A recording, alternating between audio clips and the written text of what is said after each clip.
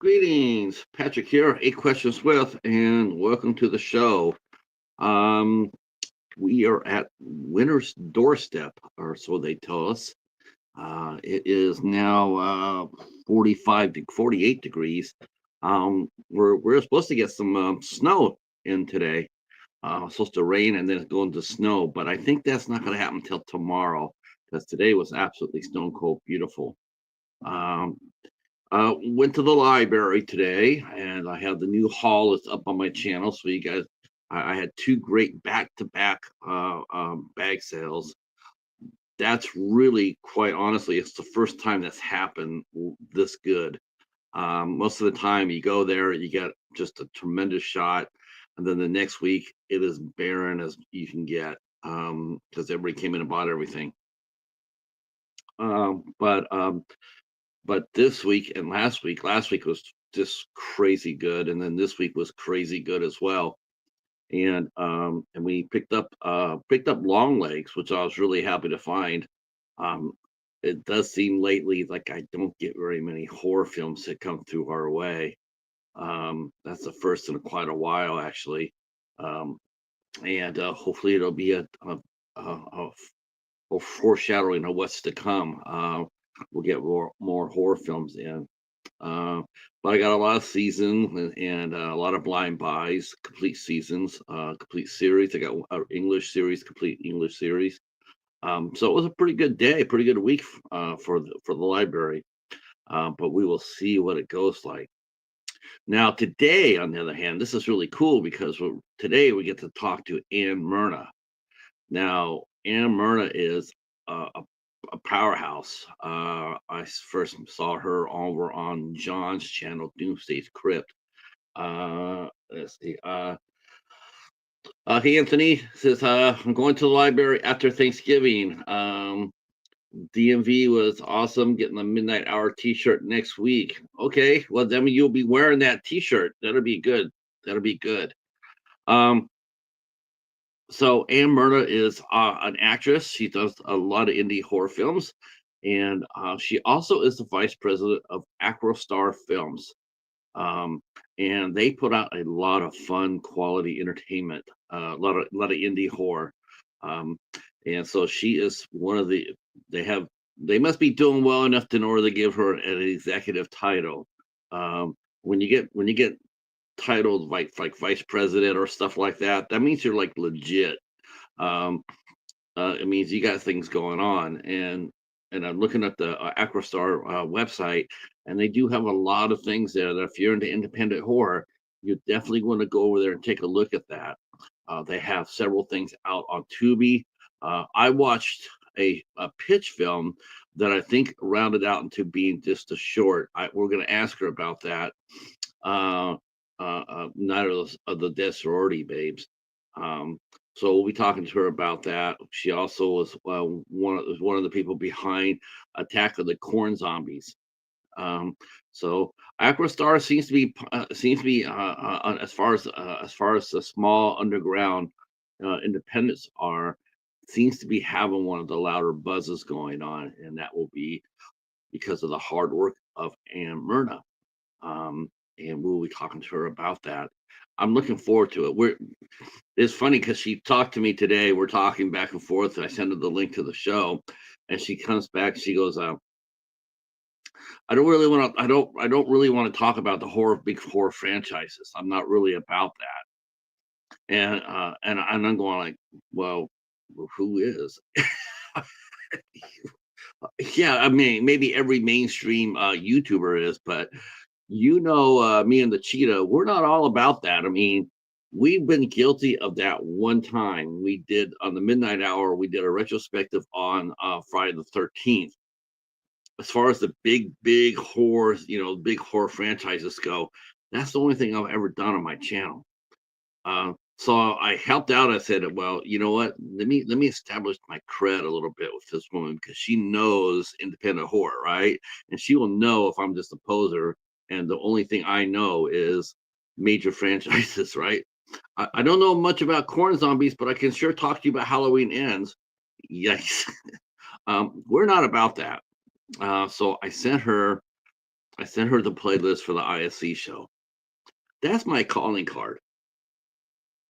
If people want to sit there and talk about independent horror and what have you, we have 40 shows that I could show you to talk about independent horror. Uh, and if you want to talk about independent horror with us or with me or whatever, we got you covered. Believe me, take a look at my playlist. Look at the people we've talked to. We're all about the independent. We are seriously all about the independent. We like catching them on the way up. We like catching the actors in their productions. If I interview a director or a producer of a film of a film that's independent, we're going to go after the castmates too. We're going to talk to the director, the producer, but we also want the cast. Recently, we talked to Matt Peters, who did Graveyard Shark. He owns Mad Angel Films. Well, now we got an interview with one of the stars of that film coming up here in December, and Stephanie Ward. Uh, Joe Leone. Every time we get half the time I get Joe, I bring Joe Leone out is because I just want to see who he's discovered. It's really what it is. I know. Hey, Snow, how are you? Glad you're here. Glad you're here. Um, yeah, I'm a when I saw Ann on Doomsday's Crips channel, I had I instantly marked it up like this is someone I want to talk to. This is someone we need to get in here. I'm very happy you're here too, Snow. Um, we are going to be talking to a podcast duo next month on December. Their names are Beth and B, but their podcast is called Social Leopards. Social leopards. I immediately thought about snow because it's snow leopard right here. I'm going like now I know a snow leopard. Now I know a social leopard. I'm gonna have the leopards. I'm gonna have the leopards all covered here. Um, uh, and so I knew I was gonna want to talk to Ann as soon as I saw her on John's channel. I know that they're very busy right now. It's wintertime, so a lot of shooting, a lot of movies slow down during this time because of the weather and what have you. But it's also a great time, like I don't feel I know a lot of people say, well, you slow down because the weather, like this, you really can't do anything once the weather's really bad. Well, whoever says that doesn't understand the concept of promotion because maybe you can't go outside and film, or maybe you can't go on location because of snow or whatever. Does not mean that your production sits on its ass and does nothing. You go ahead and you get on the computer and you start promoting the shows that you do have. You start talking about the shows that you got in production. You go ahead and you start, you push what you got. If not, you're writing, you're brainstorming. There's always something to do when you're an independent film company. I mean, even if you can't shoot, but during the weekends because of everybody's schedule, everybody has to work. They can't shoot straight up, 15 days straight. That happens, but there's always something to do when there doesn't appear to be anything happening. Um, that's right. That's right. Snow leopards love the snow. That's right. That's why when I don't get a lot of snow leopards on my reels, but when I do, I send them to snow. Oh my God. I'm glad people put up with me with the cats. Uh Steve says like me, don't like the snow. No, I don't blame you. Though it does snow in Arizona. It certainly does. It gets bitterly cold in Arizona. I have driven through Arizona when they've had snow, and yeah, it's no fun. Hey Jim, how are you? Yeah. Yeah, we got a show today with Ann Myrna, and then tomorrow we'll be talking to Mike Piro and no, Larry, the horror cat dad. We will be here tomorrow night, and we'll be talking about holiday gift giving. If you have somebody who who's into horror collectibles or any of that good stuff. We're going to be talking to Mike Piro, who owns Mike's Monsters and Toys, and Larry's a huge collector as well. So Larry's going to sit in on us, and he'll be able to probably ask the really smart questions that collectors want to hear. We'll be happy to be here tomorrow. But no, we will not be on Thanksgiving Day, nor afterwards. This will be our tomorrow will be our last show until next Wednesday. I know we're gonna have a whole week off. What am I gonna do? What am I gonna do? Let's see. The 2 seasons of Frisky Dingo make a wonderful Christmas gift. Well, I don't know about Frisky Dingoes, but I did find an English series that I'm probably gonna watch over the holidays. Over the holidays, it's called the First Team, and it looks to be like a soccer comedy. Might even had it actually might have beat out Will Lasso as far as getting out in the public's eye. That's right. I can go. Hey Joe, how are you, sir? Yeah, you know what? December's gonna be fun, Joe. December is gonna be fun. I got more. Coming up here. I'm looking to lock down like 3 or 4 more guests, even by tomorrow. So my December is gonna be almost done already. I'm saving a few for January. I got a couple of people I want to talk to, but I'm gonna push them back till January. To clear the Christmas, to clear the Christmas and the New Year's Eve. But I got some good guests coming up. Yes, I can read the script that you sent me. Yes, I can do that as well. I could definitely do that as well. I have Joe. Can you do me a favor on Instagram? Can you send me the schedule for John? John, I cannot seem to find their show until literally like they're on the last 5 minutes of their show. I don't know what time. I don't know if they have a regular scheduled time because YouTube is not showing it to me. It is not showing that when they go online or go live. And I feel really stupid coming in there when I hear them talking about how they're wrapping up the show, and I walk in there like, where the hell have I been? Now I know the Tuesday show is really hard for me to do because I'm also doing a show, but I think they're on Monday, but I don't know what time they're always on Monday because I just don't get any notification. Um, I saw something going around today. They sent a little survey about our movie watching. Like your favorite movies, and someone started that. I haven't seen that in a while. I have not seen that in a while. Are you doing a show on New Year's Eve? I don't think I am scheduled for that. Let's see. That is a Tuesday. I don't know. I don't know if on that. That seems to be a day that it would be good for a round table. Um, I'm not sure. I guess it all depends who I can get. If I can get somebody who wants to come out there on a New Year's Eve, it doesn't, I don't know.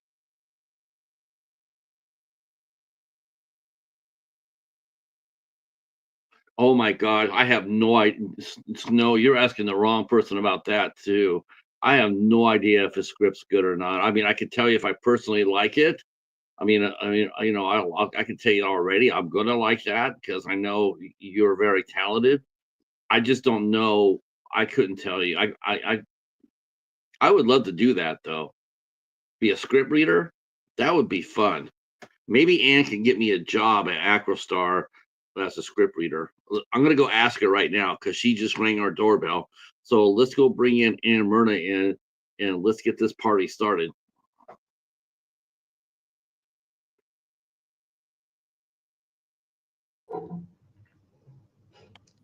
Hi, Patrick. Hi, how are you, Ann? Good. So they just gave me my first question. All They right. just gave me my I had one question already planned up, but then they came up with this one. So I said, this is even better. I'm gonna ask her this. Um, so Can I become a script reader for Acrostar Films? Do you mean like a script supervisor on set while we're filming? No, no, I'm talking about reading any potential scripts that come through. Oh, sure. It has very little pay associated with it, of course. I just wanted to, yeah, that would, that would be so much fun to do. Yeah, I Um, mean, people send us scripts all the time. And I do try to make those a priority, but I have to kind of balance it in between other stuff. So yeah, I mean, I could use, I guess, another set of eyes to kind of go through and, just summarize. Usually, we prefer to get a synopsis before we get the full script, because then we kind of know at a glance whether it would be something that would fit with us or not. But yeah, sometimes people just send the full script, and then you're like, okay, I need to carve out an hour or so to be able to get through this.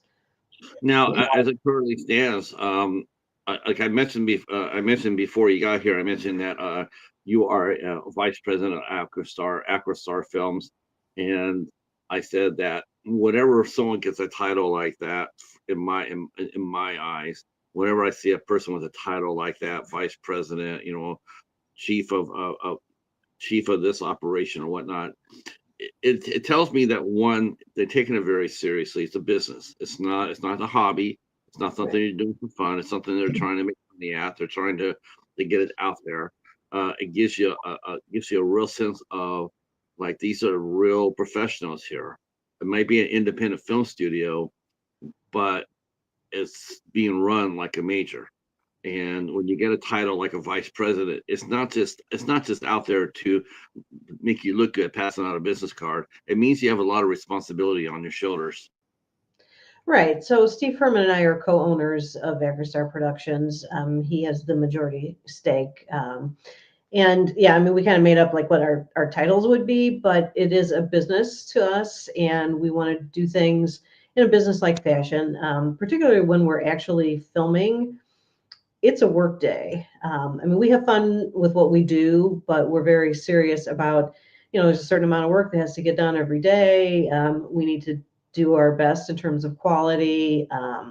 We need to have the appropriate paperwork on hand, because if your film gets distribution, you are asked for things like uh, a copy of the insurance certificate for your production, contracts for the casting and crew.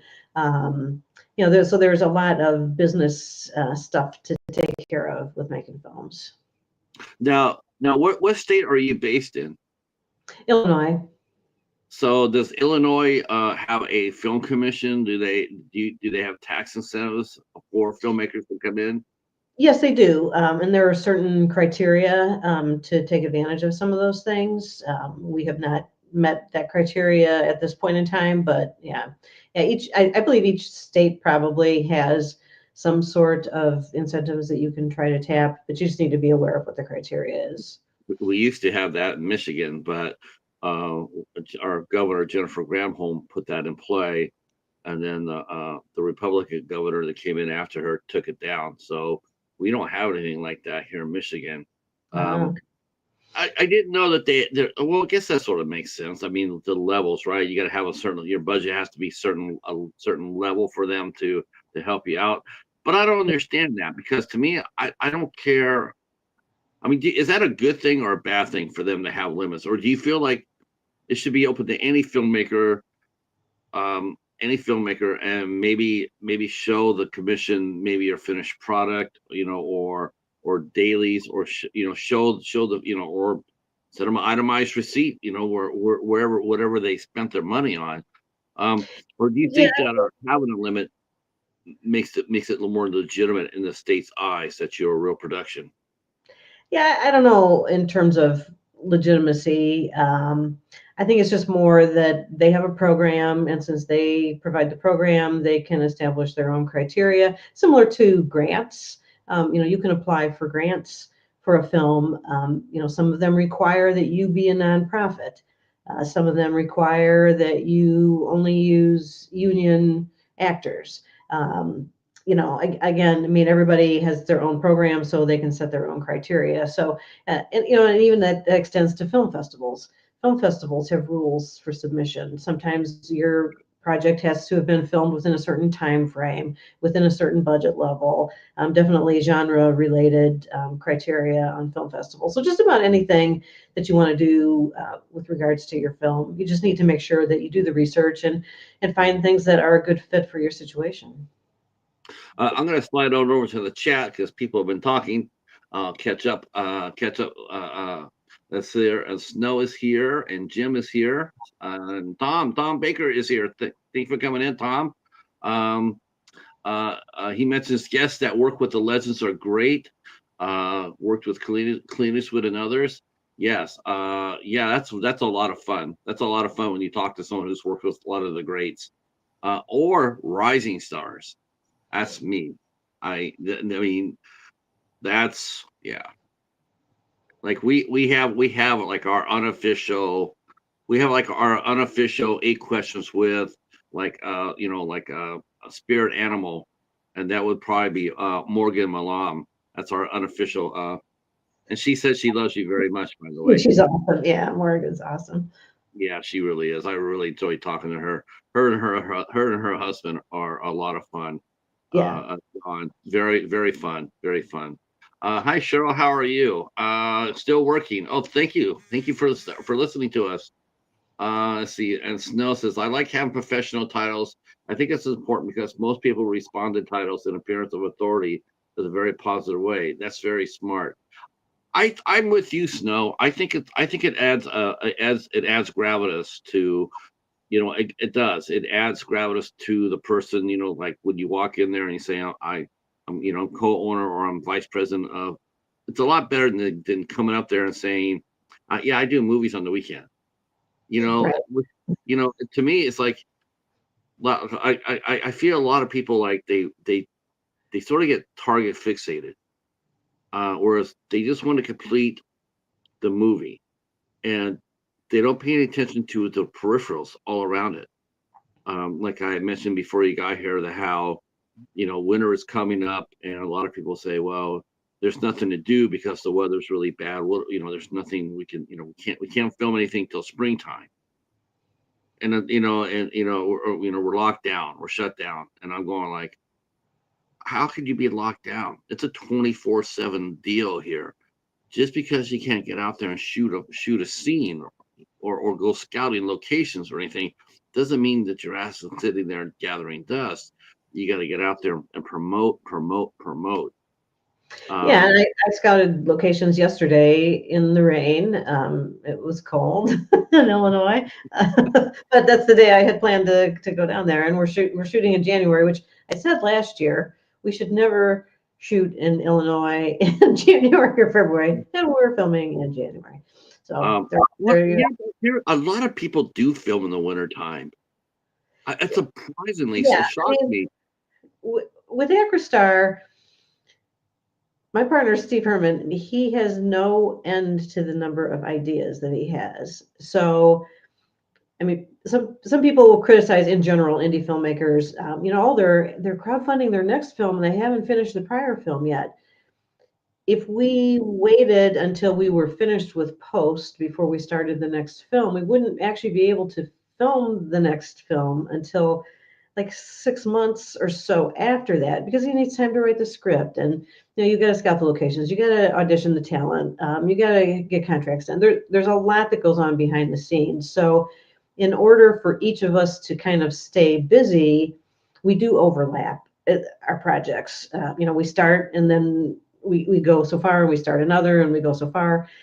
And also, if you intertwine shorts with features, there's a lot less effort that goes into a short, obviously, just because of the number of minutes involved. So yeah, in January we're filming a short. Even once I went down there yesterday, I'm like, oh, these country roads, because we tend to film out like in farm areas. I hope Well, they of have course, snowballs. I think it's smart because what it does is, one, you get a short, and two, you do a short, keep your chops up and running. Mhm. Two, it keeps the name in the public's eye. Like it's not like, well, what's the last time we heard from Acrostar? Well, was it last summer? No, it's today. They just got done releasing a brand new short, and they'll promote it, and next thing you know, okay, they're still out there. They're still in the movie making business.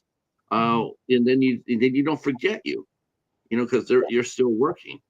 Yep, yep. Um, we have a question from Steve and his good friend Lucas Boy. Um, I see that Anne is also a voiceover actor. And what projects has she worked on? Um, are you the voice of the company as well as an actress doing voiceover work? Well, I mean, I do a lot of podcasts. Sometimes Steve Herman is on with me, but I'm kind of the more the face. Plus, where he lives, he has a really crappy internet connection. So when he goes on podcasts, he usually just does audio and doesn't do video. But like he's a fine spokesperson as well. But in terms of voiceover acting, I do that. I have a voiceover agent. I am trying to get booked on some decent voiceover projects because this agent has connections to national brands, and I've been shortlisted on quite a few. I've probably submitted. I should count them up, but I've probably submitted 100 voiceover auditions this year, and I've been shortlisted probably a dozen times. And I mean, they are national brands. So if I could just book it, I could make some decent money and have, like a really nice thing on my resume. So I'm kind of a beginner voice actor in those regards. I mean, I've taken training classes and stuff like that. Obviously, I'm not total garbage because I am at least getting shortlisted, but I have not booked any like noticeable projects. Now, did you do what a lot of voiceover actors do? Did you build your own little studio in your house? Yeah, They it's take. I've seen people take. They've converted pantries or or just a small room, just like a utility room, and they converted it over into a studio, and they look like they're in a game show, in the sound booth. You won't be able to hear us, and it's just like a 4x4, and they're sitting there doing the auditions. Yeah, Um, I don't have like a formal booth. I mean, I recorded my demo reel for voice acting in a real sound booth. But I have a son who is older and has his own home now. So I have converted his own bedroom into my studio. So that's why I have good lighting at the moment because this is where I record self-tape auditions as well. And then in his closet is where my little voiceover setup is. So it's quick for me. Like today, I had an audition request for just one to do. So I brought my laptop up here, got set up, but it's like two plugs I have to plug in, and then I tape the script to the wall right behind where I have the microphone, and I hit it. And as soon as I got done with that one, I got an email that I had another one to do. So I'm like, okay, oh well, wow. let's knock that out. So I usually have voice auditions, at least every week or every other week. No, no, you would never expect that there'd be so much action for voiceover, but there really is, isn't there? It's really rising.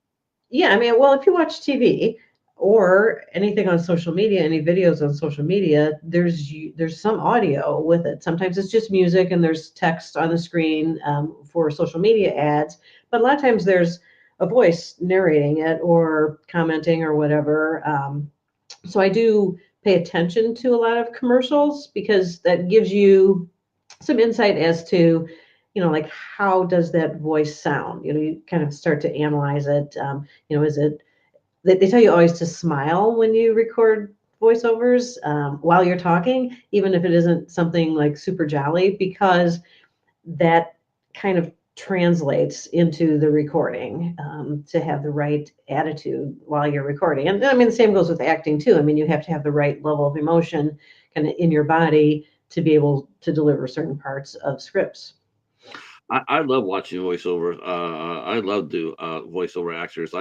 I've commented before. I watched a lot of the DC animated universe. They do a lot of. They've done like dozens of movies, and Mhm. have all these big stars out there, and then they go behind the scenes, and you wonder how do you do voice acting, and then you go back there and then you see the guys or the girls are all lined up there, and they're actually acting the roles. I mean, there's a Oh, couple of people who could just sit there and just do the voices without doing any, animation themselves, but there's some out there like, I mean. they're actually fighting. I'm playing Superman, and Tim Daly, and he's sitting there throwing punches in the air. He's like he's fighting somebody in real life, and they're just behind the microphone. And I'm Mhm. thinking, when you rewatch it, it's really cool knowing that when you hear him fighting, he's fighting. He's going through it. He's not just talking over it. He's doing it. It's interesting. Yeah, yeah. I haven't done too many auditions for characters like that. Like some of them need a younger voice than what I have. So there were auditions for characters for Paw Patrol, which is a children's cartoon. And there were a couple of adult roles, but if and they gave you samples. And if you watch the show or watch the samples, it's more like a 30-year-old, and I don't sound like a 30-year-old anymore. So I've declined some of those. There have been some for animal characters for animations, like a cheetah. And again, kind of depending on the personality that they assign to it. Sometimes I think I can pull that off, and then sometimes I'm like, no, I cannot. I cannot do that. And that's I just just want kind of me not being like free and loose enough to kind of let myself get into, becoming a fish swimming in the ocean who happens to be able to talk. I just want everybody to know that was not rehearsed. That when she says she has do a voiceover as a cheetah. Uh, I would like to actually see a voiceover of a cheetah. I guess that would be a lot of fun. I guess you would have to run a little bit, because that's what Well, no, it was more like the cheetah was starting to stalk someone type of thing. So it was a little on the evil side, but not too, but more of a, I kind of like made it like more of a softer and slinkier, kind of tone to my voice for that particular thing based on the description that they give you. So they give you the script that they want you to record, and then they also give you a description of the tone that they're looking for, which helps a lot because some things are what they call industrials, so more technical information for a large corporation to maybe use for internal training. That kind of stuff I happen to be probably the best at because I used to work in information technology, and it's just full of just like facts and acronyms, and it's pretty boring, but so you have your voice rise and fall a little bit, but it's not the same as, buy a Toyota today, kind of right. thing. I think I know. It took me a little while it came aware that we were watching training films that you thought that maybe the company did it. Like the company was just grabbed some people and did a training film. It took a little while to realize. I think it was somebody well known was slumming, and they did a training film. And when we saw it, we're all going like, "Oh, I know who that is." And that was the first time that I realized that they do industrial films, training films. Those are real actors. They're not people working for the company. They're actors, and Yeah, and then typically, yeah. it made it more fun. Yeah. Yeah, and I don't move around too much when I do voice recording, mostly because of my um, recording studio. Again, it's like inside a closet that has bifold doors, and so just because of the way the closet was configured on the inside, there was a space for me to put a taller tripod, and so I put the microphone up there. I've got the pop screen over it. But I'm standing really close to the wooden bifold door. So if I move my arms too much, I hit the door and then I have to stop and start over again because you can't have that weird noise in there. So my personal style for doing these self tapes are it's a little restrictive in Oh my terms of. God. That's exactly how I see the majority of people doing their voiceover closets. They're just like that, the little bifold doors. I mean, they're Mhm. just sitting in there in a little cubicle. I mean, just tiny. You can't even put your arm out. It's too Right. small. Right. Yeah. And you want to be about, this distance from the microphone, like from your thumb to your pinky, anyway. So you don't really need a lot of space. And this particular room that I use is carpeted, which is good in terms of sound absorption. Like you don't want to be on like a tile floor or concrete floor or anything like that because the sound bounces too much. And I don't do anything fancy editing wise. I kind of, I'll edit out, like if I, like sniff or clear my throat or whatever in between, I'll edit those things out, do just kind of a volume filter over it so that my volume's not too high, like pushing into the red zone when I listen to it. But I don't do anything fancy to edit it, because if they know that you're just recording it at home on your own. And if they book you, they would book you into a real studio, especially these major brands. Right. 12 out of 100. I mean, for shortlisted, that's a really high percentage. Not 12%. bad That's for a not rookie. bad. That's not bad. I mean, that's and you're right. I mean, sooner than later, someone's going to push you through. I mean, it's just That's my your thought. Exactly. your agent is working hard. Uh, let's see now that go back to the chat. It says here, Snow says he'd like to do voice acting. Is voice acting of all the acting? It's all the acting. That's got to be one of the hardest to audition for, though, right? I mean,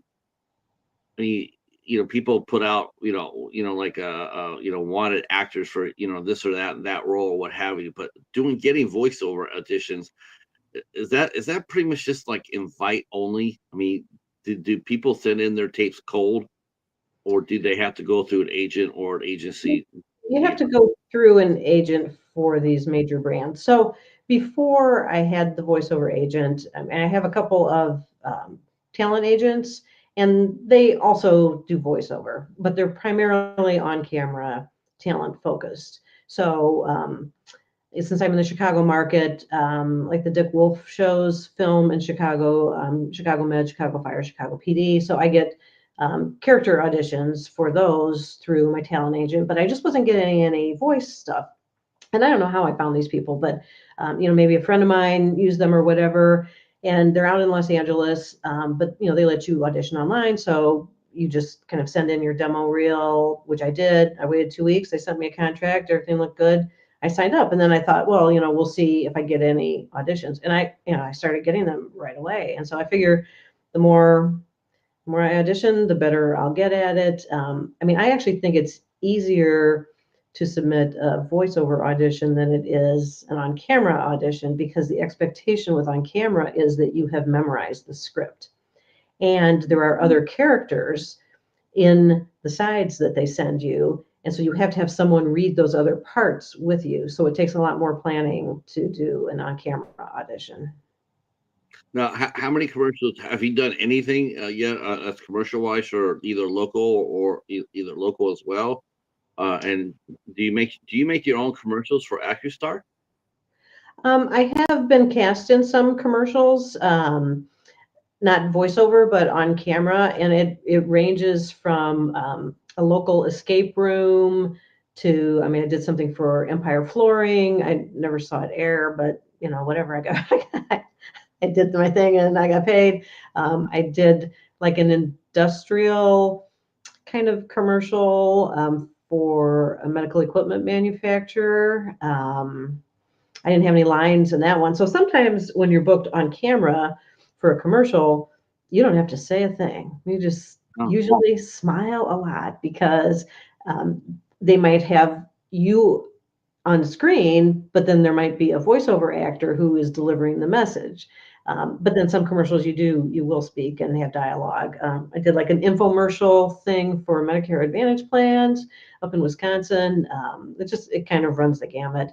And then for advertising for Acrostar, usually it's our teasers and our trailers right. that serve as our advertising vehicles. We have not, well, we have done like a video that says, like, here's what's coming for 2025. And it's usually just a series, again, of kind of like screen grabs, or we'll find some stock music and put it together with some graphics. Not No not really voiceover. like where I'm speaking or where Steve is speaking. We haven't done anything like that necessarily. Oh, okay. That was just something I'm wondering, like if you're gonna do if you do all the advertising, like in a world far, far away. Then you can, We should. one guy who's always doing that. You can instantly tell him voiceover actors. There's like two that was every time you heard them, you knew exactly as soon as you heard their voices on the ad, you're sitting there going like, I gotta see that movie because they Yeah. have such great voices. Yep. Uh, Yep. Yeah, I mean, and we'll do video. We have to do videos for fundraising campaigns. So we typically use Indiegogo, and part of their criteria is you have to have a video as part of your campaign. So before we do any filming, we're always scratching our heads, like, how are we going to convey anything about this film when we haven't actually filmed any of it yet? It's like we have the ideas in our heads, but so that takes some creativity. So I have put together, like for Attack of the Corn Zombies, the first zombie film that we did.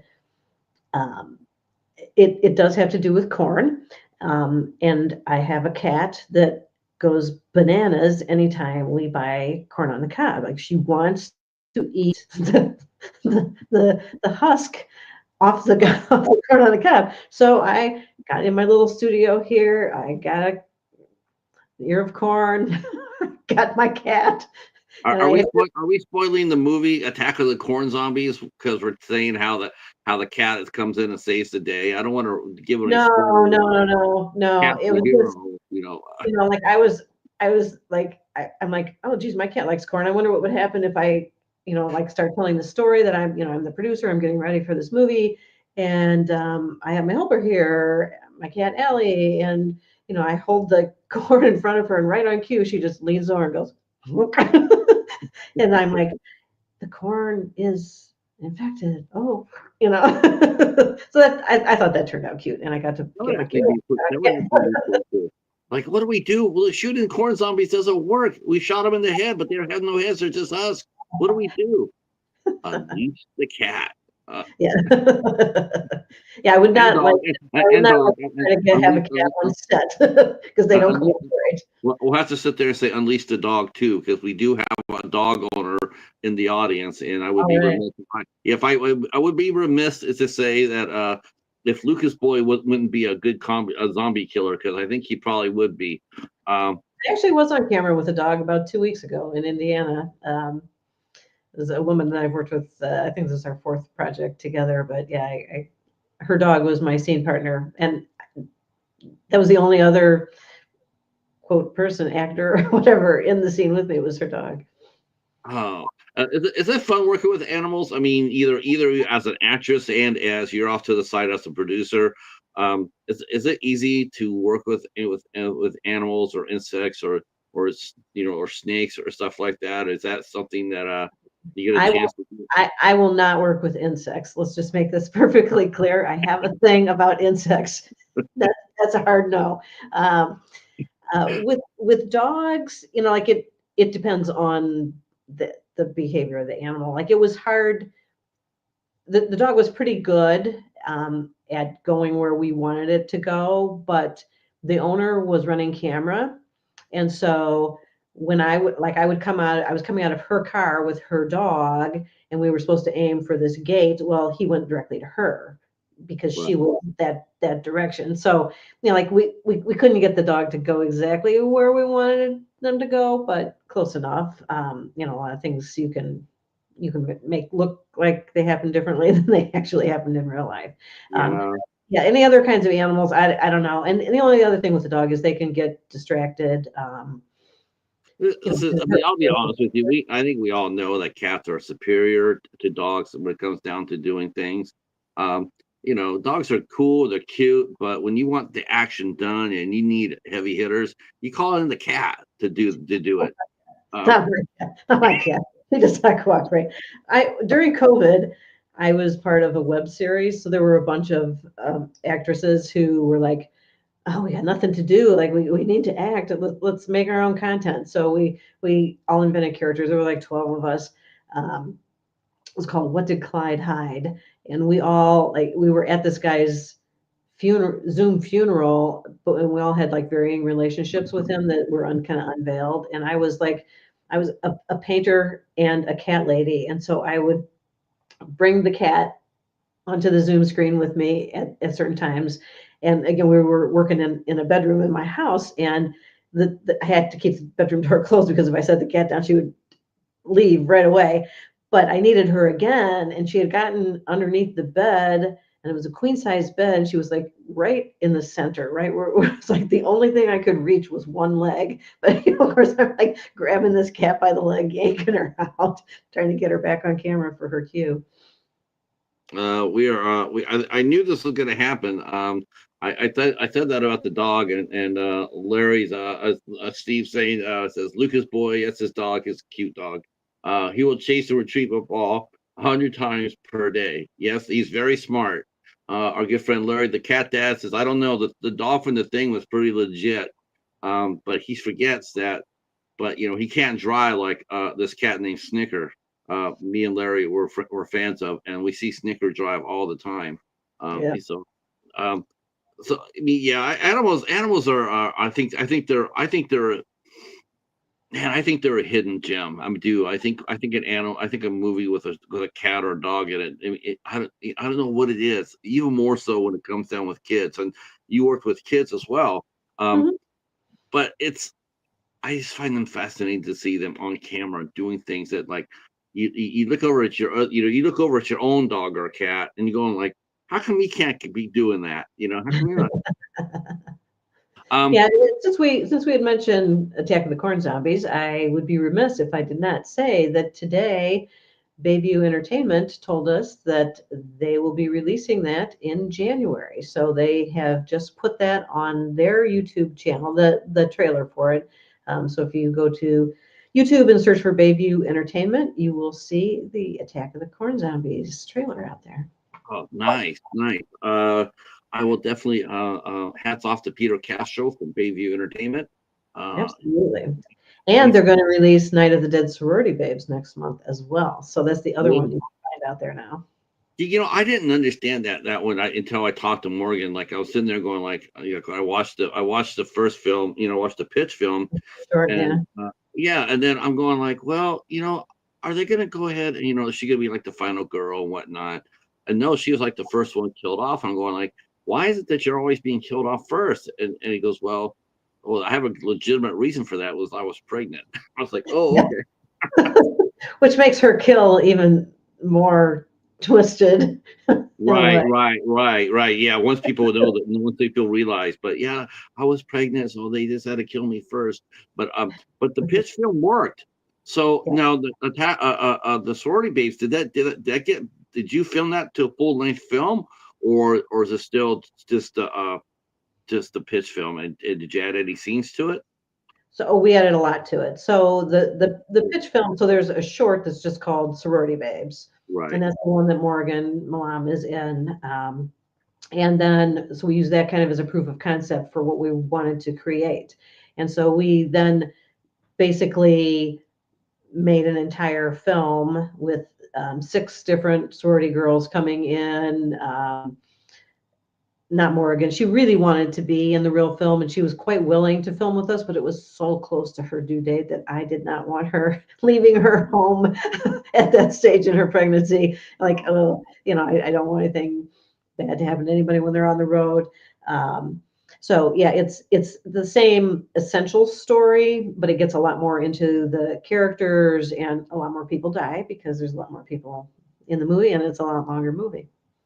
But it's the That same thing. movie, Lynn Lowry and I are still in charge of the sorority and having the girls come in under false pretenses, basically, because we only intend to murder people. We don't really have to murder. that movie, I think that movie's going to catch a nice buzz for it, and it's a good release for Bayview because the I saw, like I said, I saw the proof of concept film, and that's a banger. I was sitting there going like, this is going to be really good.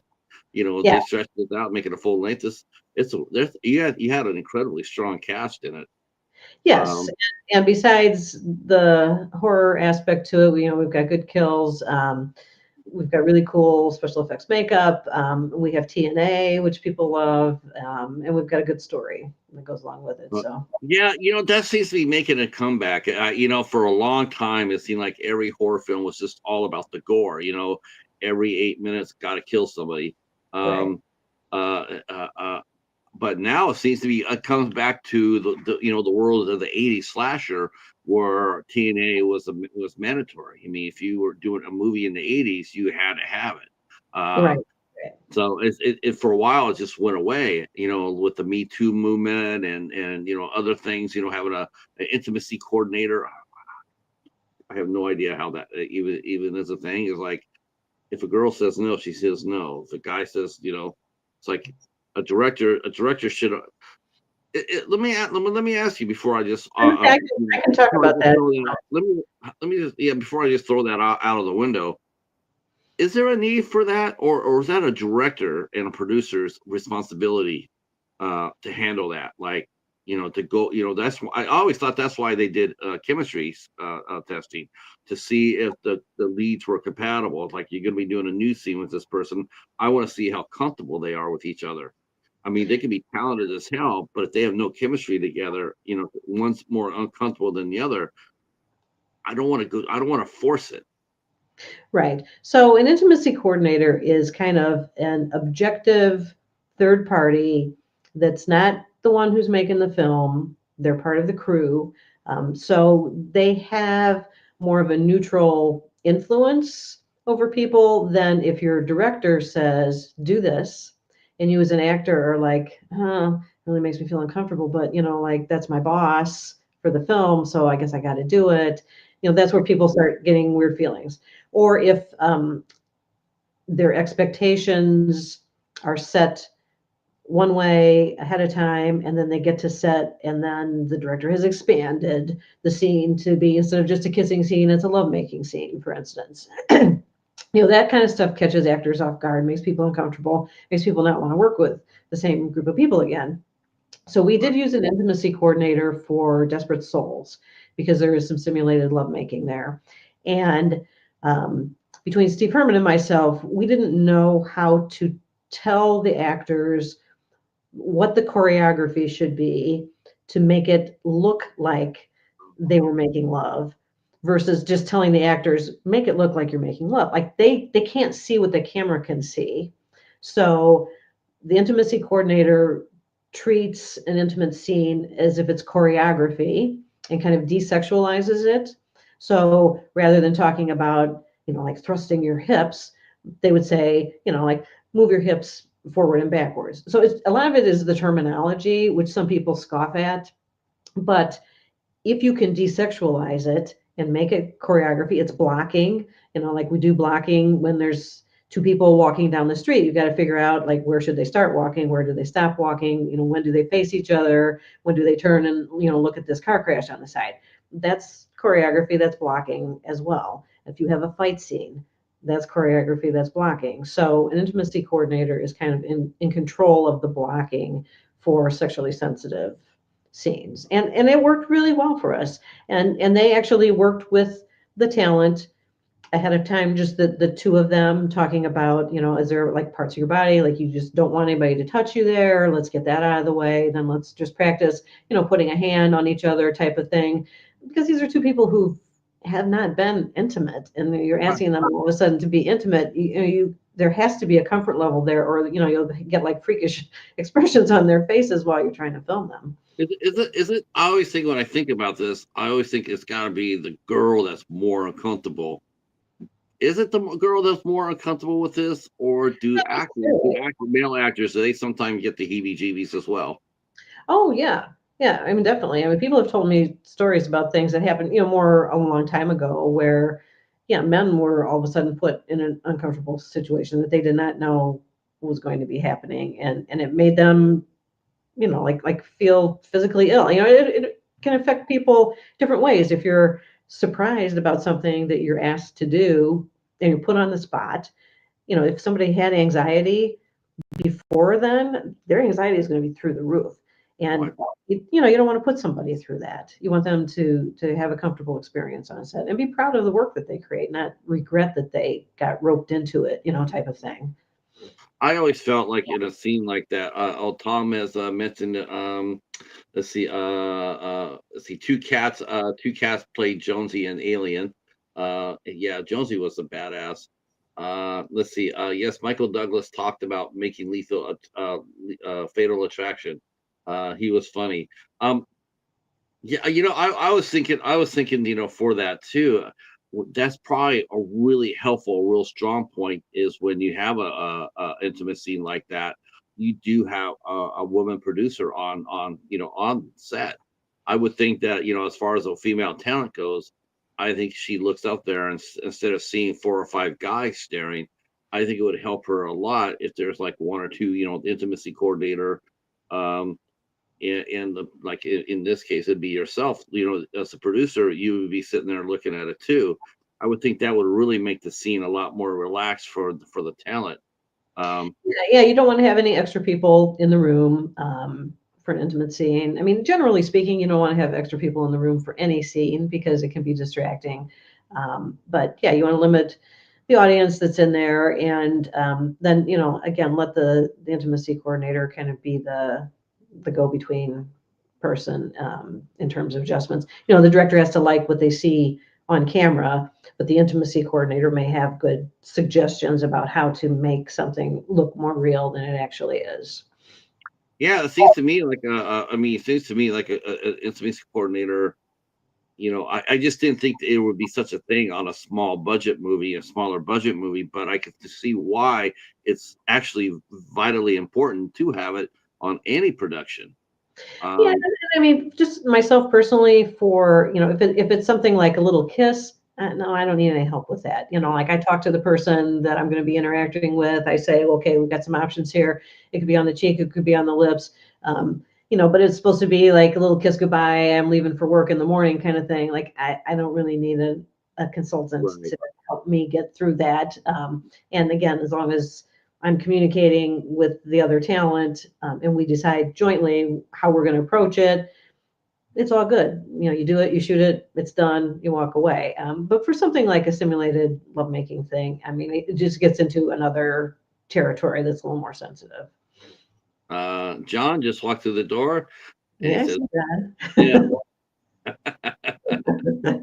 And he's late tuning in. It's all right. I'm often very late on his shows too. Yes, So yeah, no harm, no foul. yeah. Big shout out Let's to John Henderson. He's been great and let us have some space at some of the booths at the horror cons that he does, and it was Yeah. really my first introduction to horror conventions.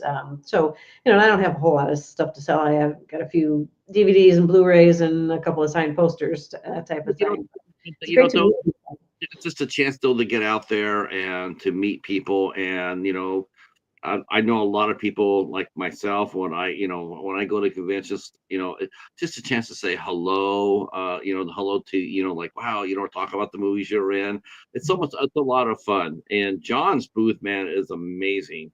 Ah, Uh, he's from got some incredible when he first started all the way till now, it's yeah, he's definitely I think it's pretty much safe to say that before I think he would be calling them to come over and set up a table. I'm sure by now he's the one that's getting the call saying, "Hey, can you come down and set up a table?" Because of the reputation, which is very very cool. So I'd like to go back to your start in the business if I can. I know Mhm. here we are 2 minutes into it, but I want to go back to your start because before you're a producer and an executive, you're also a working actress. You Mhm. are also, and not just voiceover. You are actually in front of the camera as well. So you Mhm. wear two hats. So let's talk about the first hat. And how did you get into the business? What was there a defining moment for you? Well, I was in plays when I was in high school. And then when I got done with college, I started working in information technology, and I didn't really think about doing anything creative. I was just making some money, raising a family. And then as I got into my 50s, I had friends who were making bucket lists of like trips that they wanted to take at different places around the world. And I thought, well, I guess I'm at that age. I should have a bucket list. But I didn't really want to go anywhere in particular. So I thought, oh, what do I want to do? And I thought, you know what? I want to be on Chicago PD. I want to get back into acting, and I want to see what it takes to get on a network TV show like that. So, fortunately, I'm close enough to Chicago where I can participate in casting calls for background extras. And that's really how I started to get back into acting, was working as an extra on those network TV shows. And then, being a sponge and just kind of absorbing, like for those shows, I mean, the crew was huge. There was like so many people involved. Like what are these guys scurrying around doing over here? What is this person doing? They had me be a stand-in for one episode of Chicago Med. So I got to kind of, get a little closer to the main actors and things. And then, just talking, networking with the other background extras, they're like, you should take some acting classes. You should get a talent agent. And so I just kind of went down that path and never turned around. That's funny because I've been talking about the last couple of weeks because I've been sort of obsessed with this. So I'm always telling people how when I go out to the library once a week, and I always look for stuff to buy to watch. And I've been doing it for years. And I'm always sitting there going like, I never find any Dick Wolf stuff. It's hard to find. It's like finding Star Trek. Uh, It's just really incredibly hard to find. You just don't see it. It's out there, but it's just not. You think through the years, the odds are you running across a Chicago, one Chicago series would be pretty decent. It's still going on. They're still being sold. I didn't find any Dick Wolf series until last week. Oh, wow. After 4 years of going to the library, Huh. last week was the very first time I ever found a Dick Wolf show. Wow. That is cool. Yeah, and I'm to the point now where, since I have an agent, I am getting casting calls for speaking roles on those shows. And again, I haven't booked it yet, but I am going to. Now I heard this. I heard that if you get booked on one of the Chicago shows, like you're done for a year. Like you do it once and then You're done for 2 years. 2 years. Yes, and they keep track of that stuff. So I actually know people who had gotten booked for a speaking role. They went, they did their scenes or whatever, and then those scenes were totally cut, so they never aired. And in that case, they will rebook you because nobody has seen you on that show. But that's across all the shows. So let's say you get booked on Chicago Med, you can't be on Med, Fire, or PD for 2 years. And these are small roles. I mean, they call them co-star roles. It's like the official name for them, but you might have one sentence to say, or you could be in multiple scenes. If you're in multiple scenes, that could get into more of what they call the guest star role, particularly if it's multiple episodes. But yeah, I've had some scenes that are really meaty to audition for. One for Chicago Med in particular, it was like 4 different scenes, and it was like one family member after another dying, because of a car wreck. But then the last couple ones that I've done, it's just like one sentence audition type of thing, which is fine. It's great to have on your resume. It doesn't necessarily challenge your acting chops too much, but Yeah, but it is. You're right. It is nice to be able to sit there. If you get a line or two, it is. I mean, you're doing it. I mean, there's a lot of people that haven't. So I mean, a lot of people. I've asked that before. It's like, what do you do if someone? What if you do if you get asked to do a role, and you get like one line? Do you gamble on that line? Do you go ahead and do that line, or you sit there and step back and say, I won't be available for that?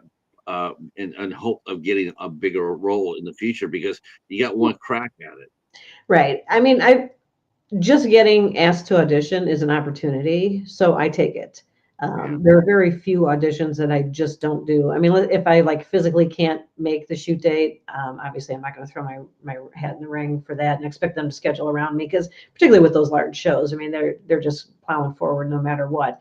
But it's an honor to be asked to audition, so I kind of put it in that category. There's no role that's too small. Yeah, that's got to be really helpful too. To turn around and apply apply that logic that you pick up from those big network shows, and you apply it to Acrostar, productions.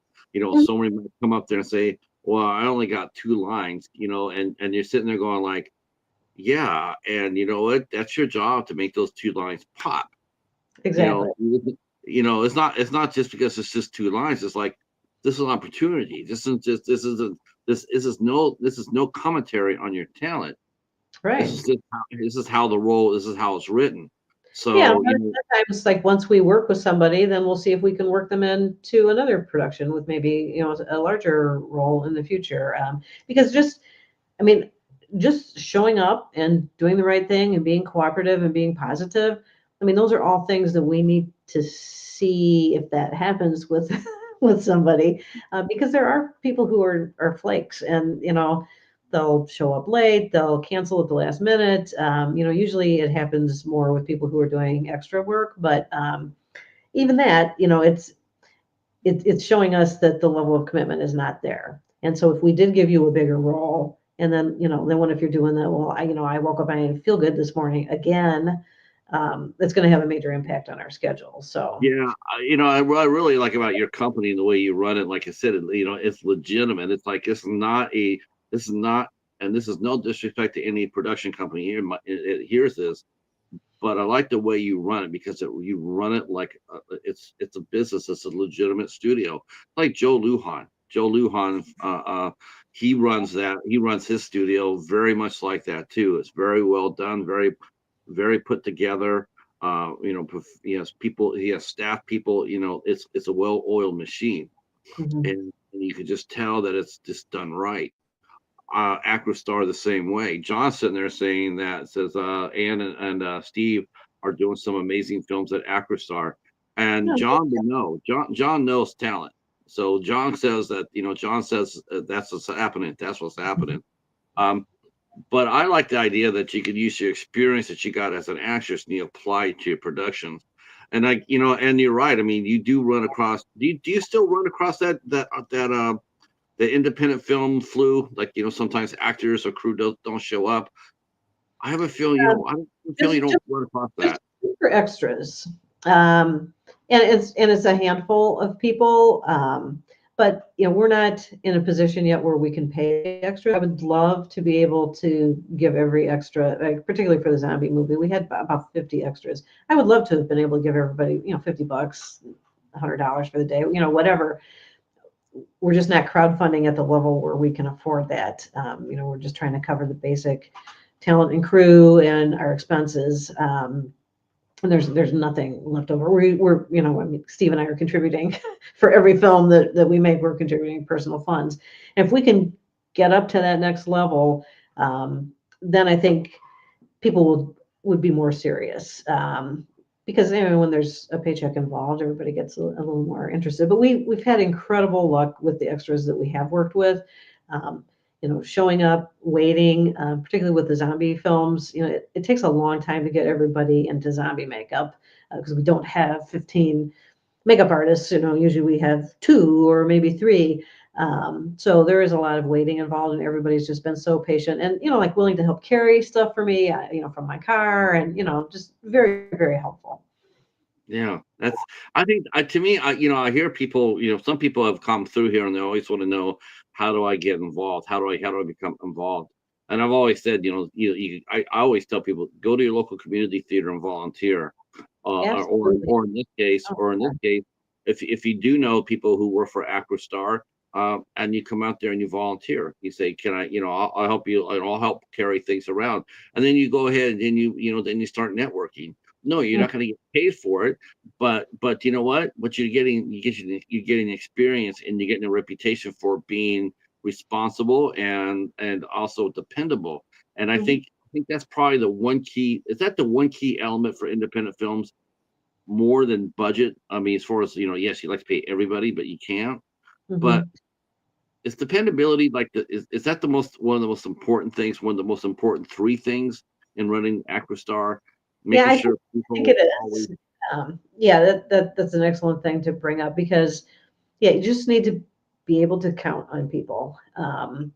And yeah, I would say that that's probably the biggest thing because I mean we do sometimes with these shorts we'll say, well, we just have a little job for you to do. How about some IMDb credit type of thing? Because a lot of times we don't even crowdfund for those. We just pay for those out of our pocket.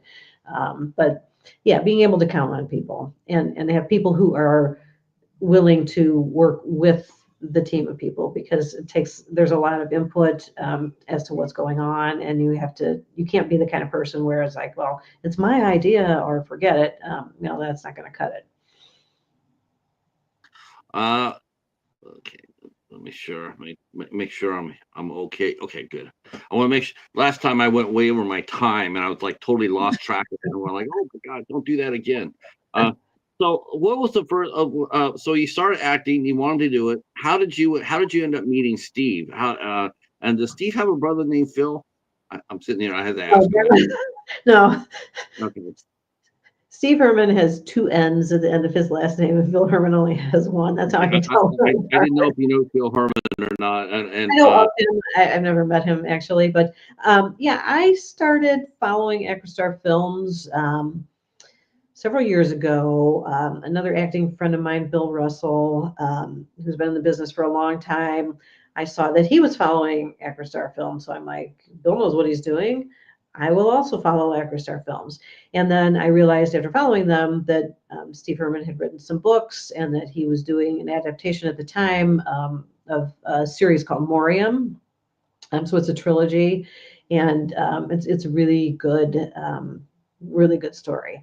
And he was casting a mom type that I auditioned for. He did not cast me. I said, is there anything else I could help with? Maybe behind the scenes. I'm kind of new at this acting stuff, and he wanted to do some interviews of cast members because there's a fundamental bullying theme that goes through Morium, and he wanted to have the cast members speak about bullying, just like in real life, the type of thing.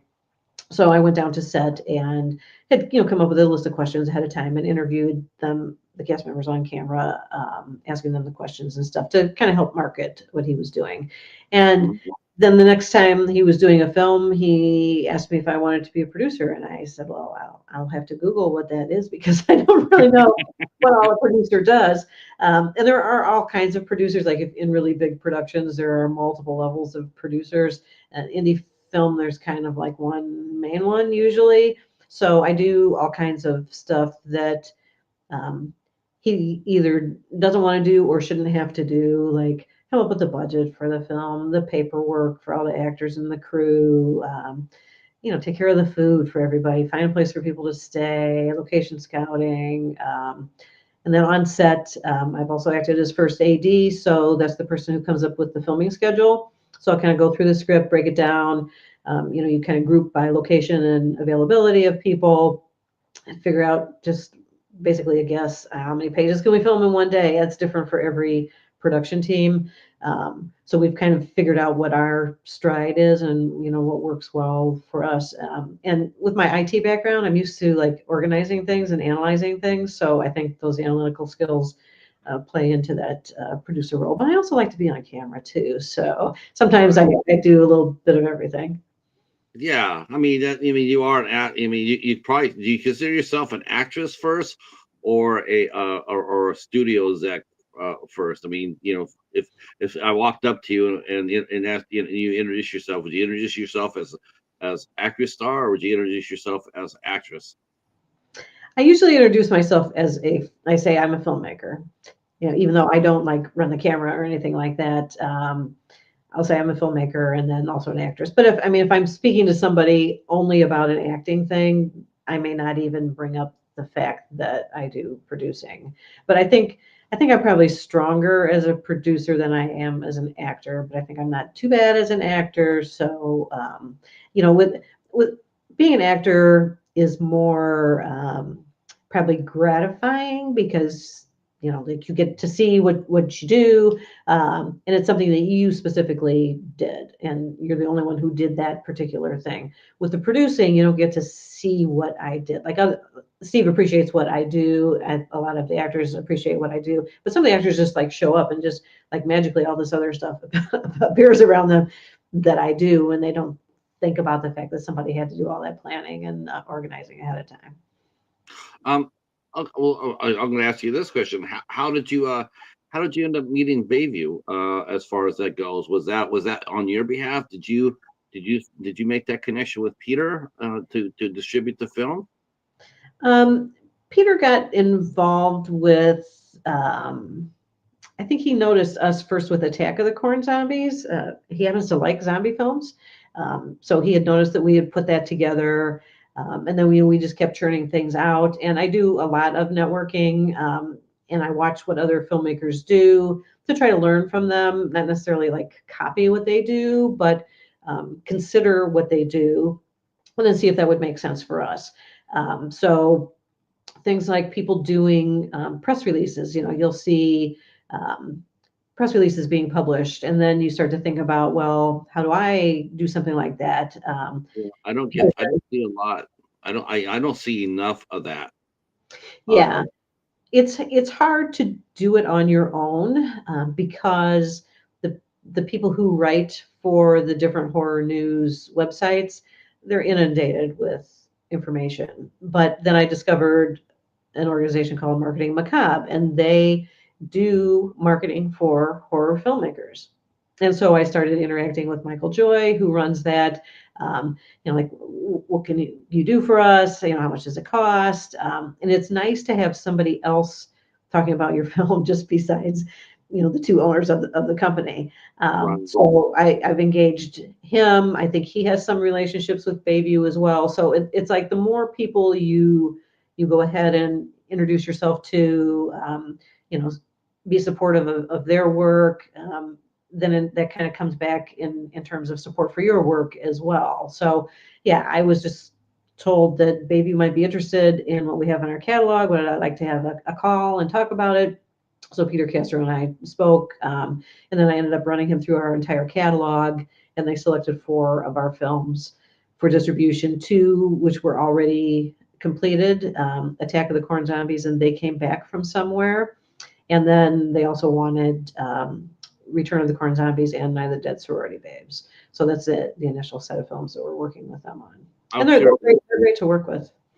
Yeah, he's very. I like Peter a lot. I just been generally. I guess so busy. I tend to like he likes to send me films to review, and I just been so crushed that I hardly had any time to reach out to him and sit there and say, hey. But rest assured, I'll be doing that tonight, saying that he did the right thing. That because he's gonna make some money off your films. I hope so. Um, Yeah, I hope we all do. And a lot of it is just, like there's the money. Everybody needs money. Everybody likes money. But we also want to get eyeballs on our work. It's a yeah, lot of work to put on a film. And if not, if not enough people have seen it, then that's kind of like, oh, it's a little disappointing. So yeah, I just want to get some eyeballs on the stuff. And we could use the money in terms of being able to not only rely on crowdfunding. And we have limited amount of resources individually that Steve and I can put into making movies. So yeah. what's it like out there to crowdfund now? Is it a deep pool, or do you find that the pool sort of shrinking because everybody else is doing it? I mean, before it'd be like, let's throw up an Indiegogo campaign, or Kickstarter campaign, and go get it. But it just seems like Yeah, everybody's doing it now, and it's like people, it's like I have $10. Who do I give it to? Do I give it to exactly. Acrostar, or do I give it to Kicking Mule Productions? Who do I give it to? Because everybody wants that. Everybody wants that $10. Right. Um, Yeah, it's a crowded marketplace, and it's also a lot of work. I mean, you can't just fill in the fields on the Indiegogo website and click the launch button and be done. You have to promote the heck out of it. And you do feel bad. Like usually every day I'm asking for money. And I know like some of my like personal friends who are not in the filmmaking business will be like, I had to snooze you for 30 days, girl, because all you do is ask for money every day. I'm like, that's kind of my job, like I'm sorry, and I don't want anybody to ever feel like they have to give me money because I asked them, but you do have to directly ask for money. And it's the same in any sales. marketing is a bear. Um, and marketing is a bear, especially when you have websites like this, or IG that won't that are or Facebook. Facebook discourages it. They'll shadow ban you.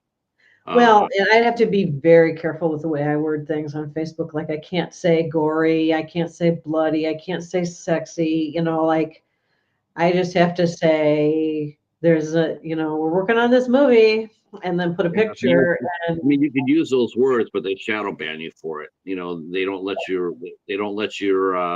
they won't put it out there in the public. They'll just maybe the people you follow on there, maybe they see it or not. But yeah, that's really, and they won't, and I think what it is too, I think it's a catch 22 is like, you get a lot of people out there that misuse it. And I've seen people out there sitting there going like, when I see people launching campaigns, and I'm watching them, they're going like, yeah, you'll get this and this and this in a year.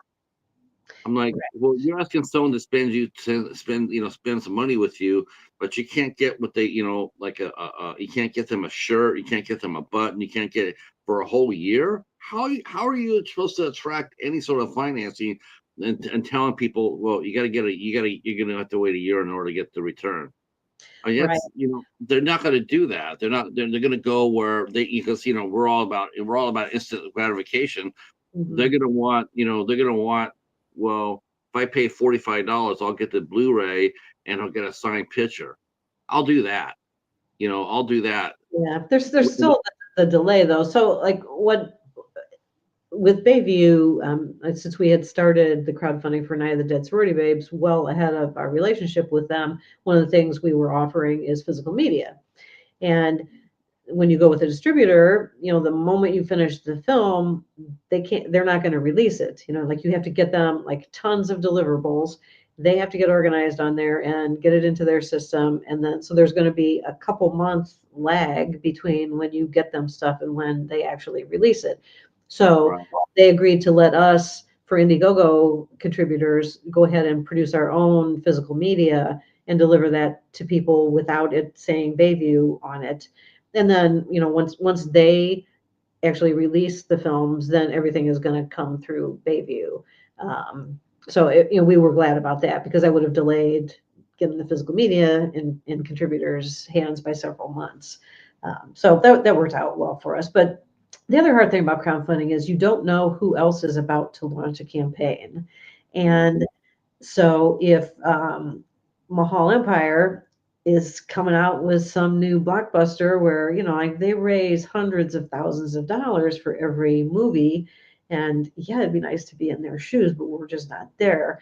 Um, and I some of our understand contributors that. contribute to them, like if they've given them $1,000, me asking for 10, they just parted with 1,000, so they're kind of tapped out right now. We can't control the timing of what other filmmakers do. So, yeah, you never know who you're going to be kind of competing with at the moment that you launch, because You raised something. Let's climb into this boat, and we are going to climb into it.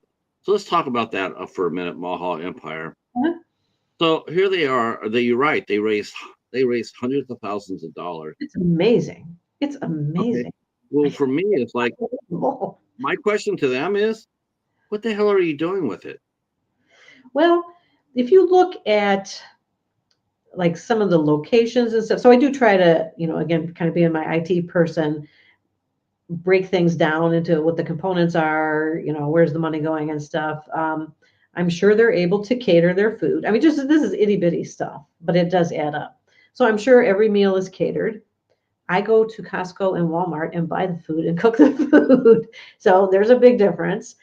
They probably put people up in hotels. We pack them into Airbnbs. Um, they book sets in Los Angeles, like sound stages. We film inside the Airbnb where we're making everybody sleep and camp out together for a week. So they're making a movie kind of the same way we're making a movie, but they're just throwing a lot more because they have a lot more to throw at every resource. They run 2 or 3 cameras at a time. We run one. So we still do coverage, but we have to do that scene over and over and over more times because we have one cinematographer. We don't have multiples. They hire people to do video special effects. We have steered clear of video special effects. We might do a little bit with Perfect Soul coming out next year because it would be really cool because we need fire. It's really hard to do fire on set. I kind of like refuse to run around with a fire extinguisher while we're on set. So, they're spending the money on the movie. They're hiring A-list talent, all that kind of stuff. But they also get a lot of people to buy roles. which Yeah. we've dabbled in. Yeah. And I've taken crowdfunding classes that say, if you don't have roles for sale, you are not going to make any money. I can't tell you how. I just Like can't tell you. I would never pay to be on set with Mahal. I would love to be in one of their movies sometime, and be actually cast. And sometimes I act for free, but for me to actually pay money and my travel and my lodging and all that stuff, I don't need to do that for my path that I'm on. But to be able to see the work occurring at that higher level is cool. That's why I've worked the network TV shows, because I've gotten to see I that just kind of don't work. see. I mean, I know their budgets are, they're pretty expensive, maybe $250,000, a little bit more. I remember one producer commented, in public. I was like, I saw that, I'm going like, that's a mistake. But in comment that one of the producers mentioned how they're during the crowdfunding that they were paying $40,000 to Tom Sizemore. And I'm going like, well, you probably shouldn't put that out there in public at all. But that was just, rookie mistake. Um, Yeah. and I'm thinking to myself, I'm like, wow, so here you are, you're getting crowdfunding for $40,000 to get somebody who you're not even sure, one, his name draws nobody. He draws dead. I don't know anybody, and this is no disrespect because I know the man's passed, but I don't know anybody within the last 10 years that sat there and said, I can't wait for the new Tom Sizemore movie to come out. Right. They sort of have that same type of booking like David Michael Latt has over at the Asylum. They'll get that one or two big name actor, and they'll pay the rate for it, and then it's like, to me it's like, and then you're right, and they sell roles. I Mhm. cannot even selling roles. It's just, to me, it's like it's so wrong. That's broken. Yeah, I I mean, it's totally backwards from how it should work. But and I get it, and that's why we've dabbled in it. But yeah, I mean, asking somebody to pay $1,000, that's a lot of money. And then the other thing with the name talent is you, a lot of name talent are members of SAG-AFTRA. And so then you have to do your film as a union film. And again, depending on the budget level, you're adding a layer of overhead, because at a certain budget level, you have to contribute to the union pension fund and their healthcare fund and stuff like that. So those are additional expenses that need to go into the budget. We're nowhere near being able to do that. So, we're not. I don't necessarily aspire to be a Mahal Empire. I give them all kinds of kudos for being able to get to that level. And if I had, even $50,000 to spend on one of our films, it'd be great. But I just, maybe I haven't talked to either one of them, Sonny or Michael. I haven't talked to either one of them. I haven't really even tried to, honestly. I'll be honest with you. I came from 10 years of live music, and one of the worst things I saw was to pay to play. It means yeah, bands would sell tickets in order to play the show. yeah, Club owners would say out there, so you have to sell 50 tickets or else you can't play. yeah. And then so it was just, it's absolutely horrible. It happened a lot in LA during the 80s and 90s. Probably still is, actually. But you have to go out there and sell tickets, and it's just like, it's not the band's responsibility. It's a co-responsibility. Bands have some responsibility, but so does the club. Hmm. And it's like, to me, it's like, okay, if you raised $250,000 for this project, right? Let's just use the one that they're going to be getting out there this in December. Desert Fiends. Let's say your Hmm. budget for Desert Fiends was $250,000. Um, okay, but let's say you make it. Let's say you do make it, and you got it underneath budget. Now, let's say you got it in there for $220,000. Now you have $30,000 ready for your next film. Do you roll that money over and just, to me, I would want to become less. I want to do the crowdfunding less, because that means, for one thing too, it means that my movies are making money. To me, Right. the more you raise crowdfund, yes, you're depending on other people's money, But it also tells me too, it's like, how come your movies aren't selling? Why aren't they? Why aren't they? I mean, you've been doing this for a while now. Why aren't you independent? Because you're not independent if you're depending on crowdsourcing. You're not independent. Yeah, good point. But I mean, there's philosophical differences with even small things like giving away producer credits as part of crowdfunding. I mean, there were some people who were just up in arms that, oh, those, you're calling someone an executive producer, they're not actually doing any work. It's horrible. It's horrible.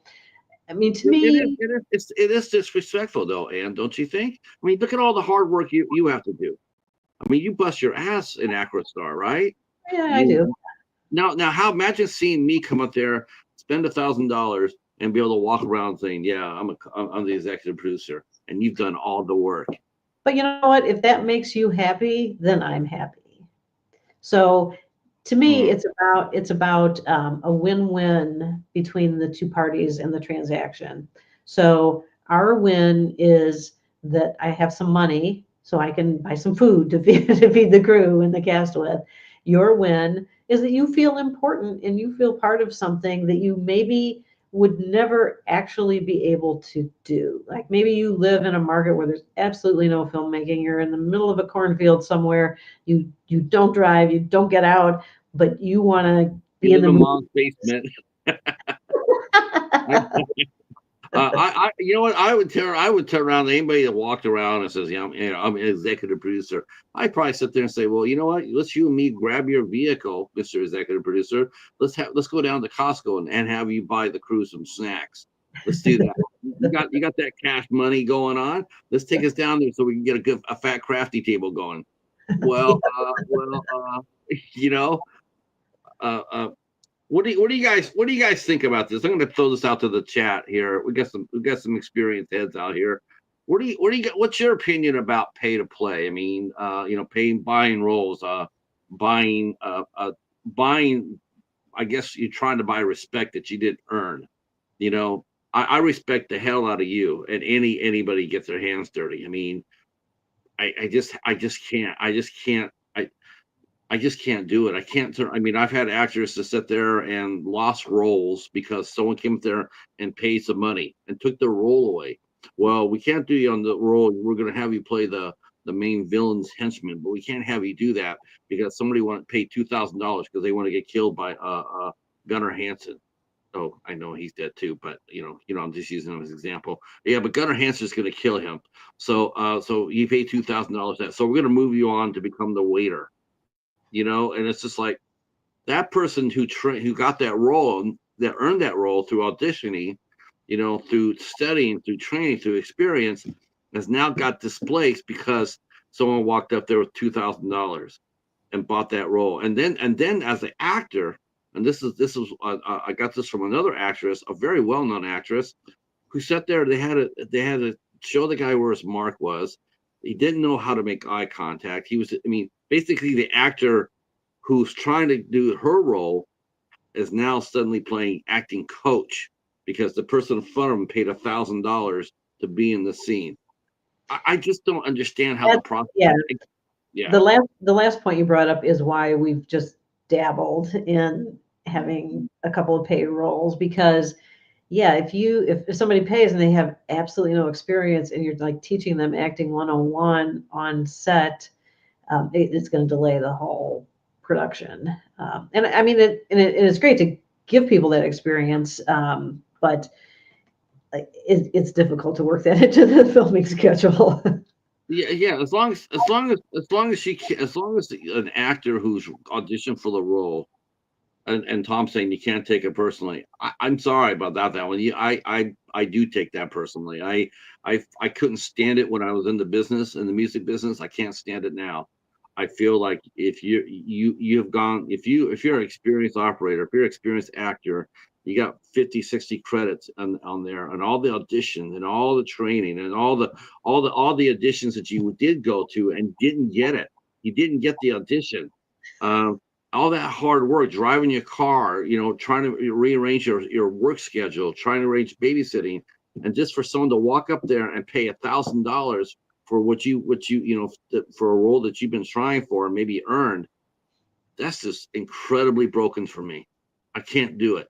I can't. I take that personally, even though I'm not an actor, but as someone who respects the art, I just find that really just completely insulting on that level, not your level. Your level, a couple. I mean, you're not funding your cast necessarily. You know, it doesn't depend on for my crowdfunding. I just want to get what's I mean, if you don't mind, what's the average that you ask for when you do a crowdfunding? What's the average budget that you're looking for? Like 4 or 5 thousand, maybe? Oh, for to do a feature film? Yeah. I mean, it really there's a lot of variables, but I mean, we can make something for 15,000. Yeah. 30 would be so much more comfortable. So, Right. so Yeah. much more comfortable.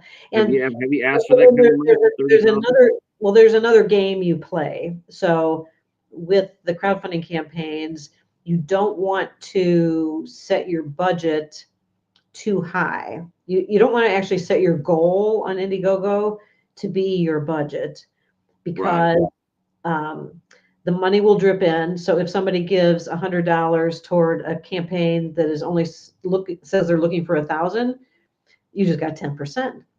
But if you give $100 to a campaign that's asking for 30,000, it's a way lower number that I can't do in my head. So it doesn't look as good. Like, it looks better if your percentage is cranking, and then you've hit your goal. So then Indiegogo will leave your campaign open. So that's a whole nother marketing game that, again, I kind of observe what other people are doing, and I've taken crowdfunding classes and stuff. And so what we set as our goal is way below what our actual budget is. Yeah, I would think lower would be better because most people say that, especially say you want you hope for $30,000, but you put out 15, right? And then Mhm. you make it. There's something to be said about, hey, because we all celebrate together. Like, hey, we made it. We're Right. together. We're all in this together. We made it. Now we're going to do our stretch, and Mhm. then people are really gung ho for it. They might even contribute a little bit more. Mhm.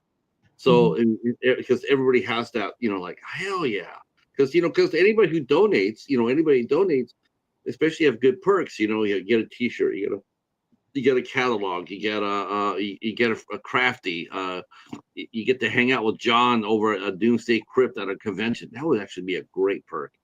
That would There you actually be, you know what? I might be tempted to switch my standing on that if he sold me like you get to hang out with John during the convention. I would probably pay for that. Uh, that's and he says Ann says I could pay for a role, but he'd be charged triple. go. Friends and family, right? That's right. Oh, that's right. Yeah, you would have to include mom and dad, Doomsday into that. Yeah, I've Yeah, yeah, met them. Yes, I'd be happy to include them. yeah. That was cool sitting there watching them, going like, "Is that his parents?" And they're just loving the horror. They're loving Oh, the horror movies. I'm they're going like, amazing. yeah. So yeah, but I can see crowdfunding on that level. Like, but it just seems like as soon as like you said before, you get one movie going, then you start another one, then you start another one. Then it seems like all these filmmakers are turning around. They're like, I see a lot of the actors immediately after announcing I just won a role at this movie. They go in there, they shoot their 2 or 3 days for it because they're not very much. The roles aren't that big enough for to carry the whole shoot. Oh, for sure. Like Yeah. they'll come in there. I'm here on the set, and then 2 days later, they're okay. I wrapped up. It's like because that's how much that's how small budget movie is or what have you. But then Yeah. to turn around the next week, they're doing it again. Yeah. Okay, we got a new crowd, and to me, it's like, man, you're burning the bridge. People are they're going to get tired of that. And I think, and a lot of these companies, a lot of these productions, they don't ever see the light of day. And I think that Mhm. they cling to the social media part, the Facebook and the Instagram and to YouTube. I don't think that we're allowed to actually advertise for movies now on some platforms. I think they've actually said, yeah, we're not doing that because there's been too many people complaining that they've been burned. Mhm.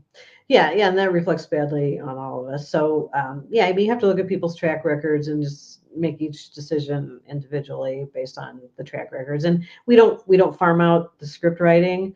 So, and we don't farm out the post-production editing. We farm out the sound, that's a separate crew person. But Steve Herman himself is writing the scripts and he's doing the editing.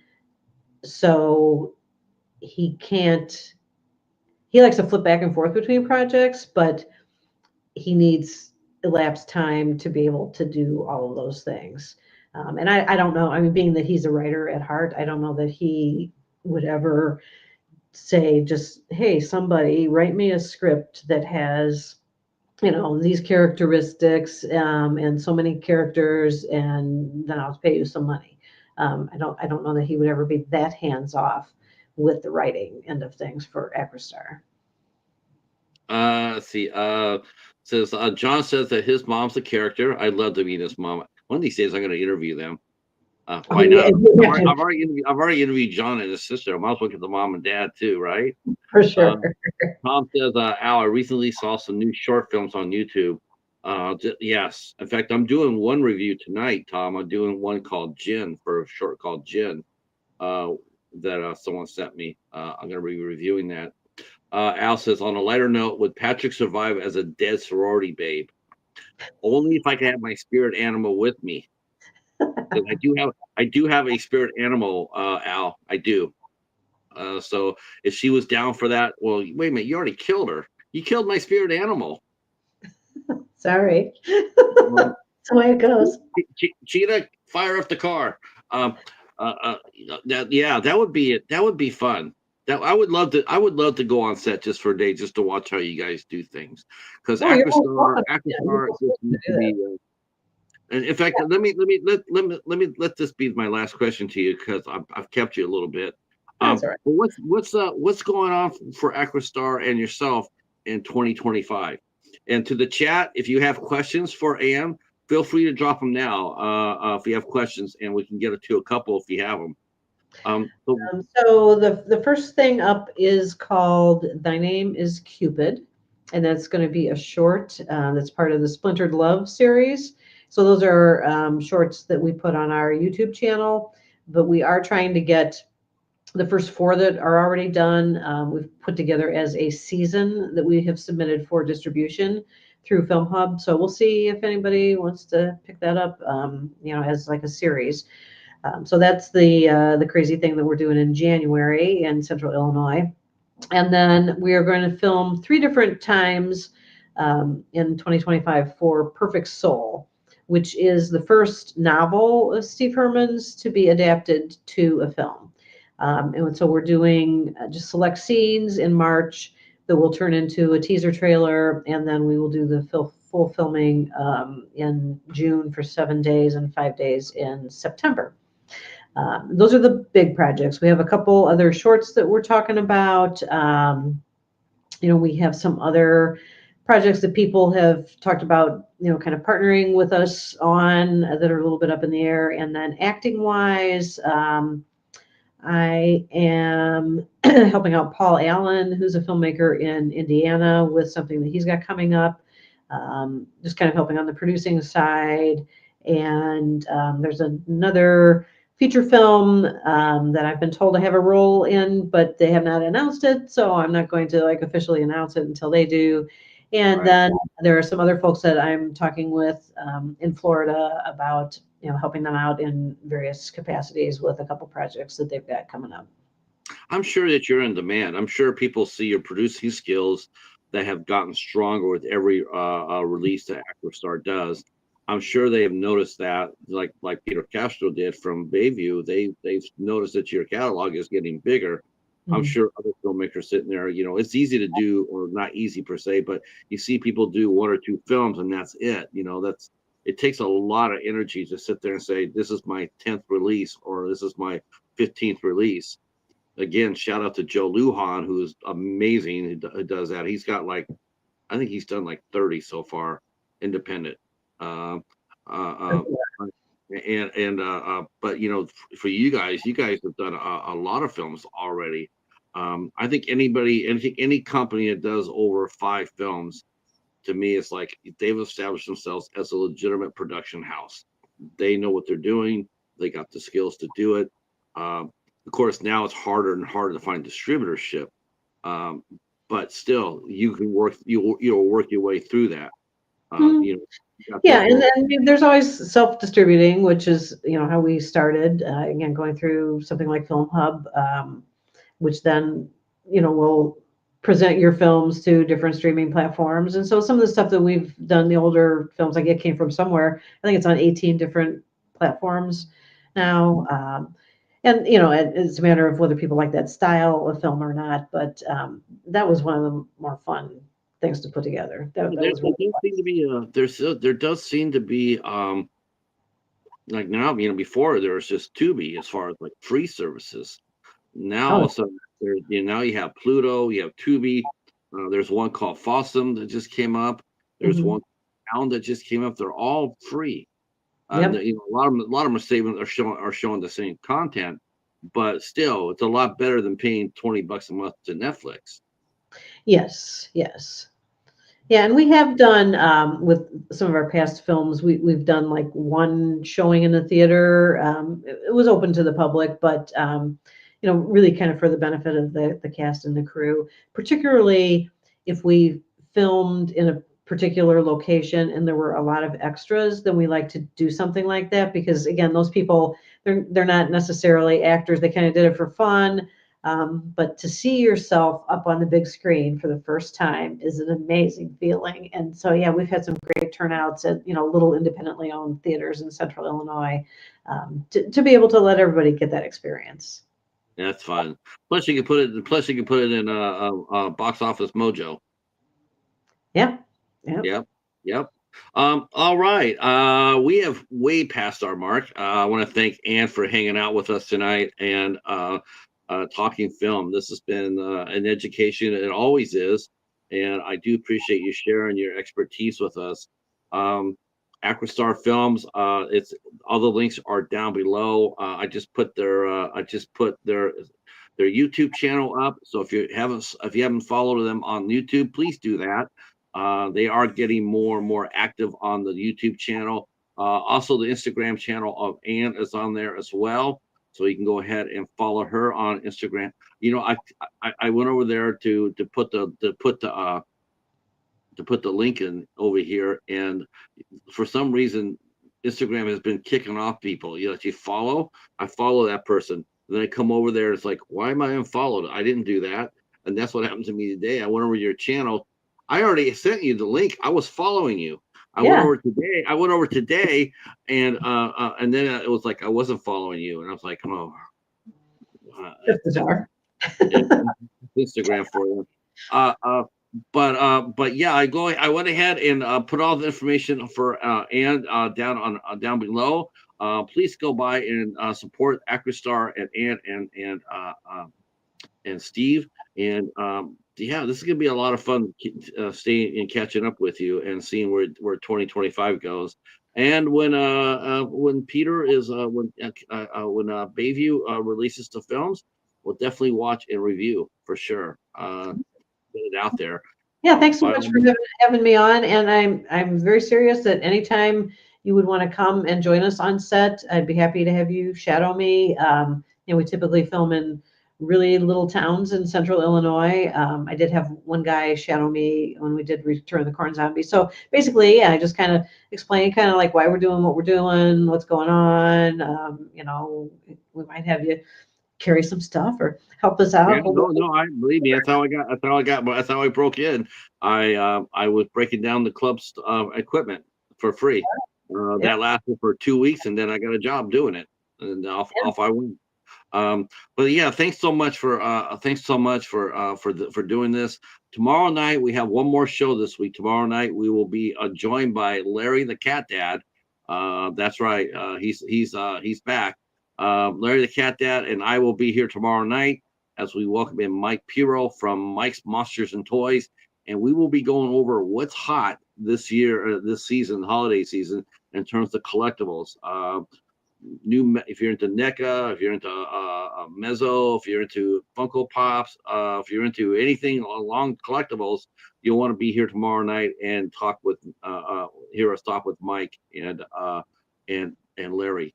Thank you all for your support. I wouldn't be here without you. And stay there for one quick second. And thank you, John. I appreciate it. Steven says Acrostar is one of the best film companies, definitely. Especially you can tell that by who they hire. Uh, shout out to Morgan and John. Yeah, if you ever make a movie about a cap, what was that? What was the main Chupacabra? Let me know. I'll probably donate to that if you ever do a Chupacabra movie. Okay. All right, that's it. That's it for us. We will see you tomorrow night at 8 o'clock. Stay safe and peace. Yeah, if I don't do that, it'll take me all over the place.